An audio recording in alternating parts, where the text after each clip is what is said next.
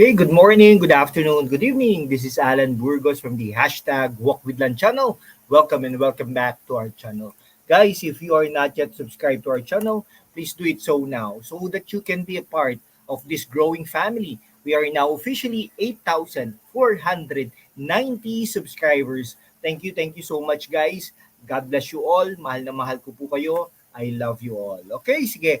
Ang pag-usapan po natin today ay yung kay Mayor Hani Lacuna Pangan. Okay? Ano po siya? No? Talaga ng puring-puri talaga ni Vice Mayor Yul Servo, si Mayora Hani Lacuna Pangan. Okay? Siya po ang mayor ng Maynila.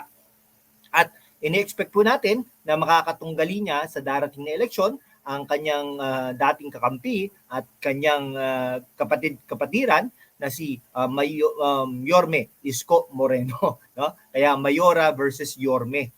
Now, ang partido po nito nung nakaraang eleksyon ay Aksyon Demokratiko. Magkapartido po sila ni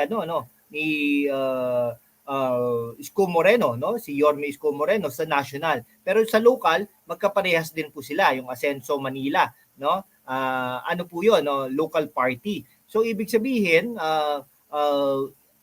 pwede siyang umanib, no? Kahit saan man, no? Ang nauna dito, si Yorme Isko Moreno ay nagbitiw na bilang miyembro ng Asenso Manila. Ito ay hudyat ng paghihiwalay nila. No, alam mo naman sa politika, may mga hudyat yan o kaya senyales na talaga magkakahiwalay na yung isang grupo. Okay. Pagkatapos po noon ay nagano po sila, no? Pagkatapos po noon, maraming kumukumbinsi na, no? Talagang marami na rin ginagawa si Mayora Hani Lacuna na bagay-bagay na talagang hudyat na nagpapalakas na ito ay laban kay Yorme Isko Moreno. Okay? Unang-una, sumulong na siya sa baha, no? Marami na siyang mga media engagement, no? Marami na siyang mga interviews at may mga bagay na rin siyang ginagawa para sabihin natin na talagang nagpapalakas na siya. Kahapon, no? Kahapon ay tuluyan ng iniwan ni Mayora Hani Lacuna ang Aksyon Demokratiko, o ibig sabihin katulad ng mga ginagawa ng mga ibang mga politiko ay ito ay nag-over the bakod na, no, si Hani Lacuna at lumipat na ito sa Lakas NUCD or Lakas CMD, no, nanumpa bilang miyembro ng Lakas CMD si Manila Mayor, no, Mayora Maria Sheila Hani Lacuna Pangan. Ang haba, no. Kasama niya diyan si Miro Kimbon. Sa Marikina naman 'yon, na ini-expect na tatakbo bilang congressman at tatakbong bilang mayor yung asawa niya, parang ganoon. Pinangasiwaan, no, o ang nag-officiate nito ang Speaker of the House at ang presidente ng Lakas CMD na si Speaker Ferdinand Martin Romualdez na pinsang buo ng ating Pangulo ng Pilipinas. Ibig sabihin nun, ito ano lang tayo baka tingin ko ang huhugutin talaga ng administration ay si Hani Lacuna at ang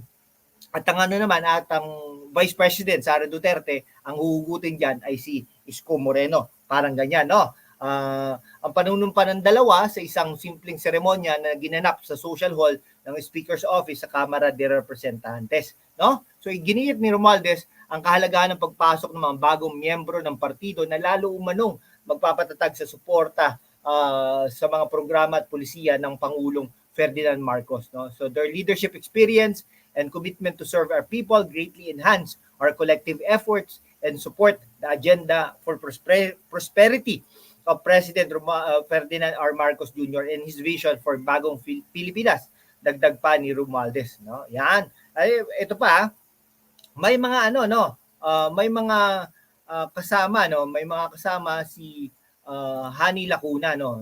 Diyan sa except for si Junicio, yung first district yata yun, no? Lahat ng congressman diyan, 6 districts po yan, 6 na distrito. Lahat po yan kasama except for Junicio, no, yung So ibig sabihin malakas talaga rin ang suporta ng mga politiko kay Mayora Hani Lacuna. Kaya nga naman ang mga kakampi ni Yorme Isko Moreno ay wag kampante rin dahil alam nyo ang survey ay talagang maganda lang yan sa ngayon, no? Talagang tambak naman talaga si Mayora Hani Lacuna kay Yorme, pero tingnan natin kung anong mangyayari. Talaga nagpapalakas si Hani Lacuna. Sana yung nagpapalakas siya ay talagang ginagawa niya, pinapaganda niya ang Maynila, no? May pagkakataon pa naman, malay mo mapaganda niya at talagang mapahusay niya ang talagang yun, no? Ang dami po kasing ginagawa ng mayora natin, no?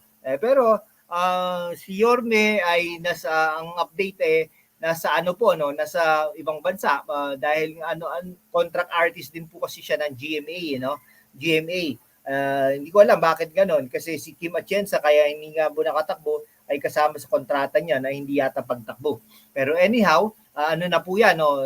Done deal na po yung akala nga natin, done deal na yung no? Isko Moreno, Ali Atienza, kaya lang inappoint ni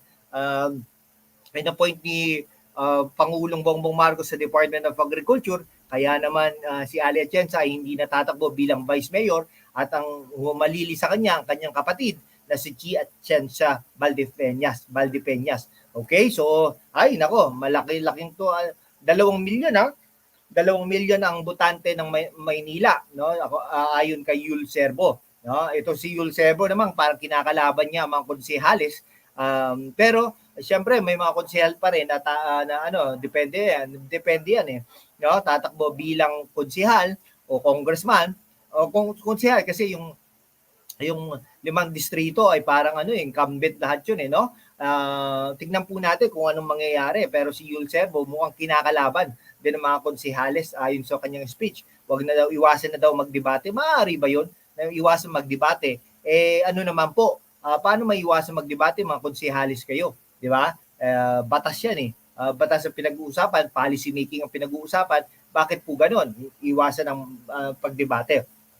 Kayo po ba? Sino po bang gusto nyong talaga lakas na NUCD. Alam niyo naman, ang government machinery, parang plus 50% yan no? Kung ibubuhos ng gobyerno ang machinery niya, local at saka at national, nako, ibig sabihin parang dikitan ng laban, no? Kasi 80% sa 8%, no? Plus 50, malayo pa din, no?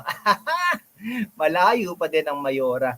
Sige, anyhow, ang ganda ng buhok ni Mayora, Dr. Mario. Ang problema lang kasi parang communication, no? Parang suplada kasi si Doktora. Alam niyo naman, ganyan po mga doktora, para suplada, di ba? Sige po, hanggang dito na lang po mga kaibigan ko. Maraming salamat po sa inyong lahat. Magkomento lang po kayo dyan. I love you all. Bye-bye!